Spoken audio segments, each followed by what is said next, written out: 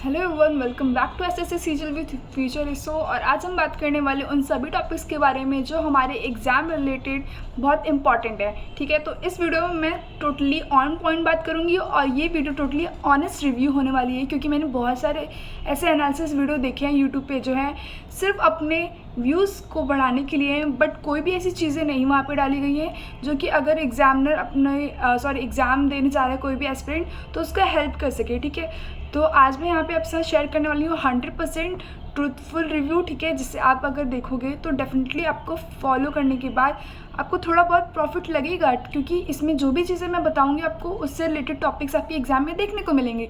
तो without any further time wasting start करते हैं। इस वीडियो में मैं सारी चीज़ें आपको बताने वाली हूँ फ्रॉम A to Z की क्या चीज़ें मेरे साथ हुई और क्या चीज़ें आपको अवॉइड करनी चाहिए अपने एग्जाम में, सो दैट अगर आप अपना एग्ज़ाम दे पा रहे हो तो स्मूथली दे दो विदाउट एनी इंटरफेरेंस और विदाउट एनी पैनिक मोड। ठीक है, तो सबसे पहले हम बात करने वाले इस वीडियो में कि मेरा एग्ज़ाम सेंटर एडमिट कार्ड जो भी था वो टाइम पे आ गया था या नहीं, लास्ट मोमेंट पे मेरे एग्ज़ाम सेंटर चेंज हुआ या नहीं।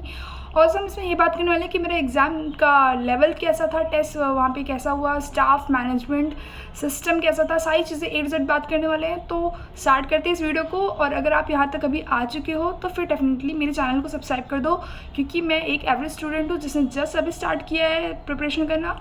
और अगर आप सपोर्ट करना चाहते हो ऐसे बहुत सारे स्टूडेंट्स को तो डेफिनेटली आप यहाँ पे अपना सपोर्ट दे सकते हो, तो आप सब्सक्राइब कर सकते हो। तो स्टार्ट करते हैं इस वीडियो को।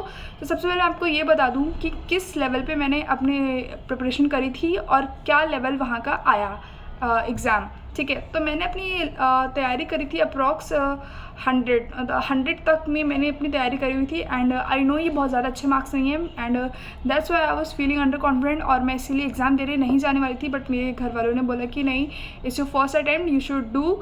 एंड इसीलिए मैं चली गई थी। एंड बाकी सारी चीज़ें देख करके अभी जो मैं आगे फर्दर शेयर करने वाली हूँ आपके साथ, उसे देख के आपको भी लगेगा कि नहीं यार, नहीं जाना चाहिए था ऐसा, मतलब एग्ज़ाम देने, क्योंकि बहुत सारी चीज़ें आई नो आप सब जानते ही हैं कि कई सारी चीज़ें ऐसे क्या हो रही है जिस वजह से मैं नहीं जाना चाहती थी। और ऑल्सो मेरे मार्क्स देकर मैं अंडर कॉन्फिडेंट फील करी थी, तो मैं खुद एक रीज़न हूँ जिस वजह से मैं नहीं देना चाहती थी एग्ज़ाम।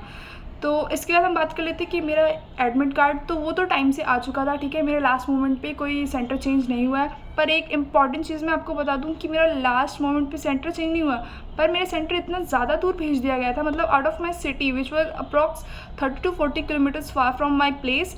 एंड इस वजह से मुझे काफ़ी दिक्कत हुई।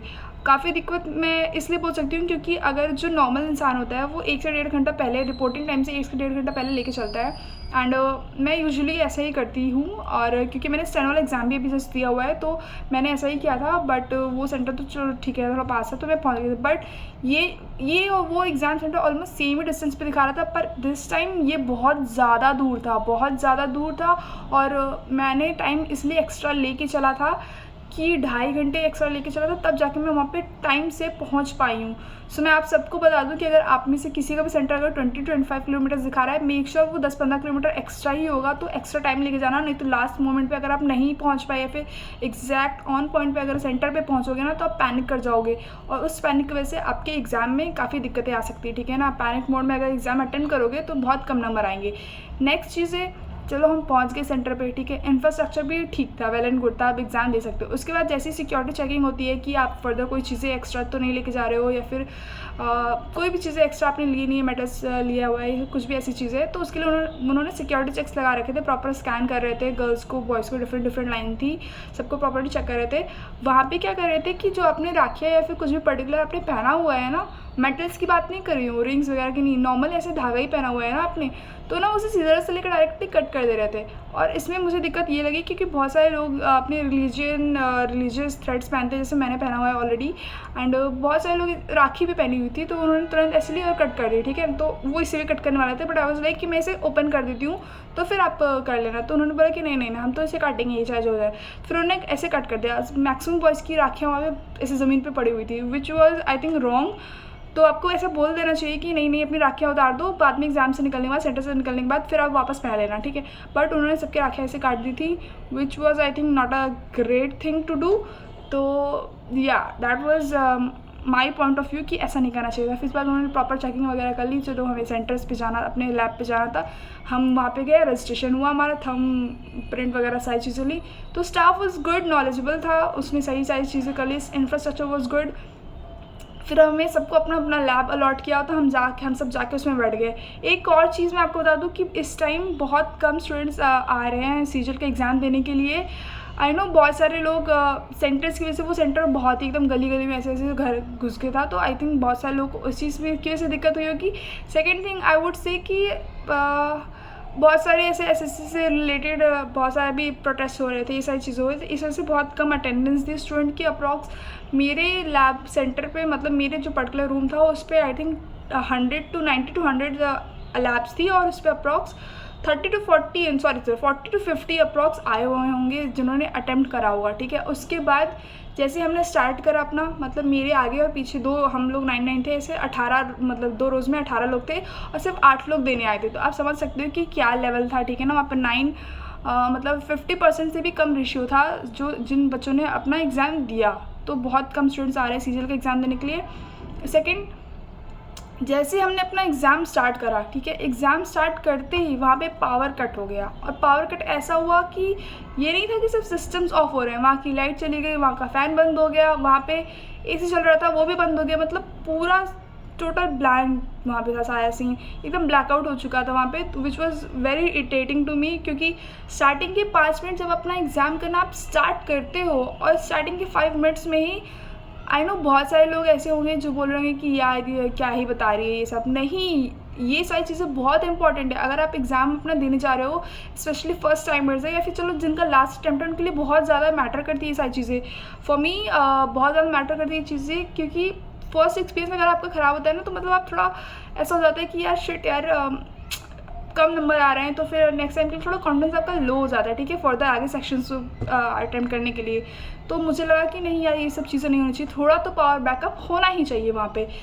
और मोस्टली लोग ऐसा होता है कि स्टार्टिंग में सबसे पहले रीजनिंग ही अटेम्प्ट करते हैं, तो फर्स्ट 5 मिनट्स में अगर आपका फ्लो ब्रेक होता है तो बहुत ज़्यादा पैनिक मोड स्टार्ट हो जाता है, जो कि सारे बच्चों के साथ वहाँ पे हुई।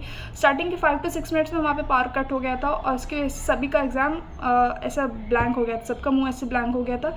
सब लोग, कुछ बच्चे तो ऐसे आपस में डरने लगे थे कि यार शिट यार कहीं हमारा टाइमर तो नहीं चल रहा है, ये वो हमारा टाइम तो नहीं ख़त्म हो जाएगा। हालांकि एसएससी के जब आप एग्ज़ाम स्टार्ट करोगे ना, तो इंस्ट्रक्शंस दिए रहते हैं कि आप पैनिक ना करो, अगर आपका सिस्टम बंद हो जाता है, हैंग हो जाता है, हम अलॉट कर देंगे ये वो वगैरह। बट आई थिंक इस चीज़ पे इंस्ट्रक्शन देने के ज़्यादा आपको ज़्यादा इस चीज़ पे ध्यान देना चाहिए, और ऐसी चीज़ें नहीं होनी चाहिए इन द फ्यूचर।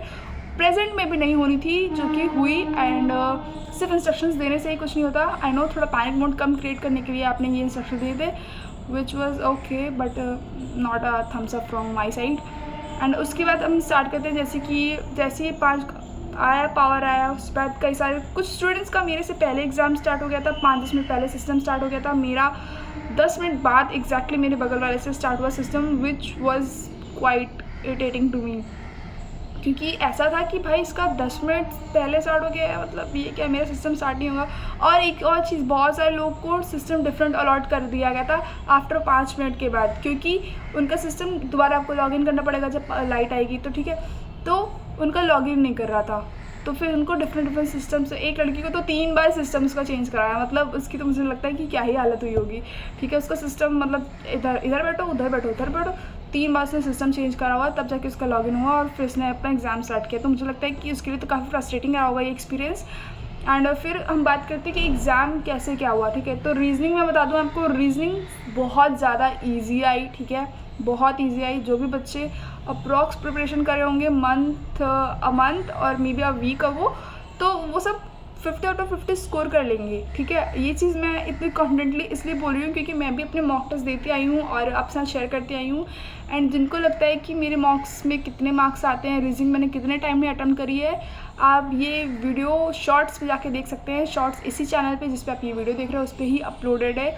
और मैं आपको बता दूं कि रीजनिंग बहुत ईजी आई थी, और वही सारे टॉपिक्स है जो कि PYQ में आ रहे हैं, ठीक है। कुछ भी एक्स्ट्रा रीजनिंग नहीं थी, और रीजनिंग बहुत ही लो लेवल की थी, मतलब जितना हम PYQ लगा रहे हैं उससे अप्रॉक्स 2 लेवल नीचे थी, तो बहुत ईजी थी, आप सब कर लोगे। नेक्स्ट मैंने इंग्लिश अटैम्प्ट करा है। इंग्लिश में हम जैसे अटैम्प्ट करते आए हैं अपनी एडिक्विटी बेस्ड वाले या फिर PYQs, वैसे बिल्कुल नहीं थे, इट वॉज़ हार्ड, ठीक है।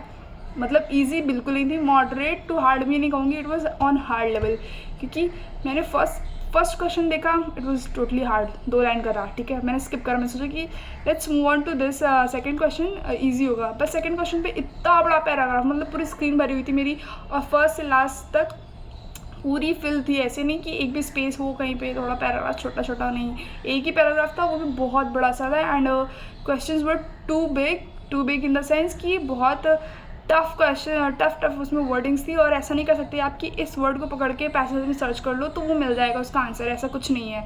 आपको पूरा क्वेश्चंस पढ़ने में दो बारी पढ़ने में आपका टाइम जा रहा था, और उसके बाद अगर आप देखो तो फिर पूरा आपको डिस्क्रिप्टिव वे में ऐसे पढ़ना पड़ेगा, उसको समझना पड़ेगा, सेंटेंस सारे पैसेज की हर एक लाइन को, तब जाके आप उस क्वेश्चन का आंसर दे पाओगे। तो which was very tough to me. And जो टाइम मैंने रीजनिंग में बचाया था वो इंग्लिश में पूरा ख़त्म हो गया, ठीक है, एक्स्ट्रा ही लग गया था मुझे time.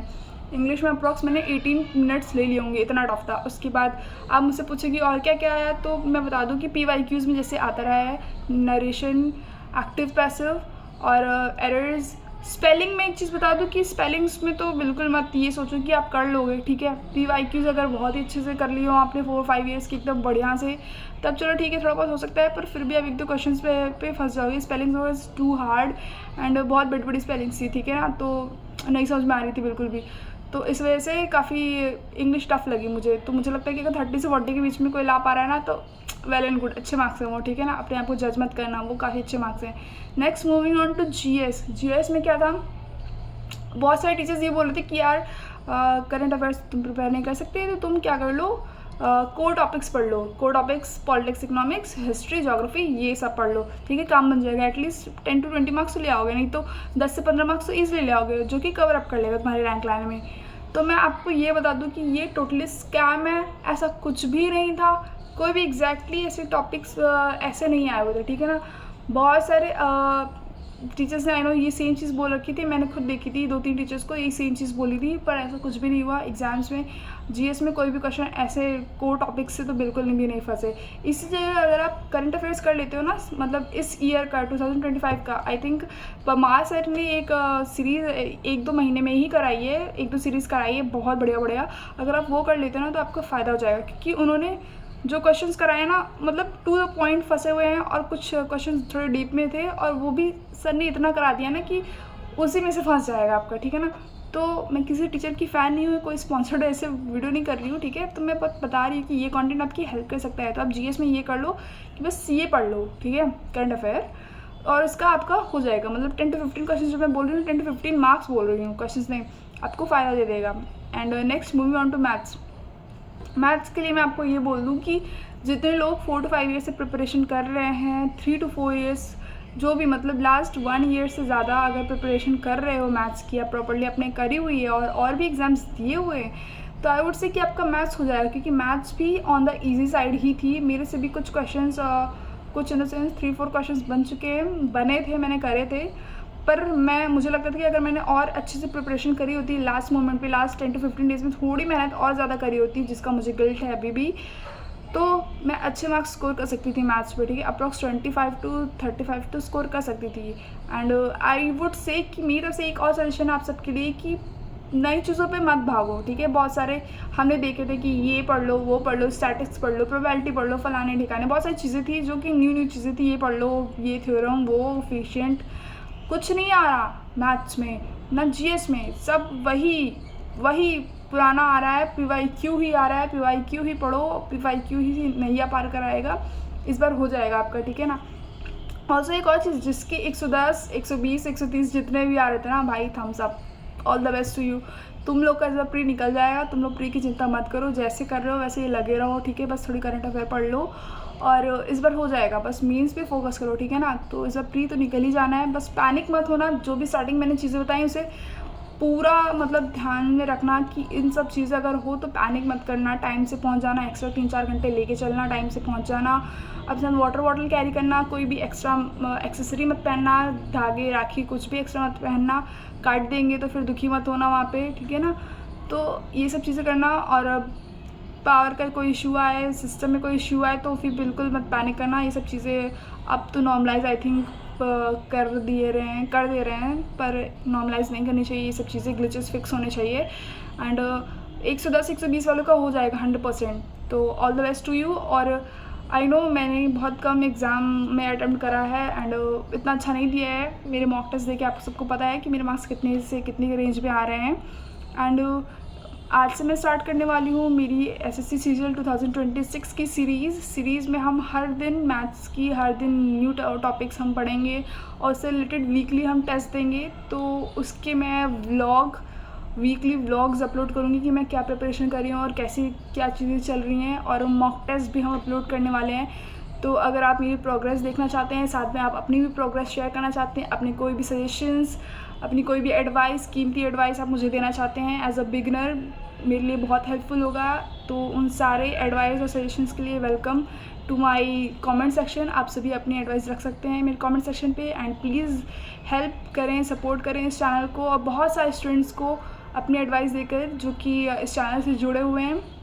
And all the best to your exam, अच्छे से देना, 4 देना। एंड आई नो लास्ट में डिस्क्लेमर डाल दे रही हूँ, ये कोई भी मैंने एनालिसिस नहीं करा दिया है इस वीडियो पे।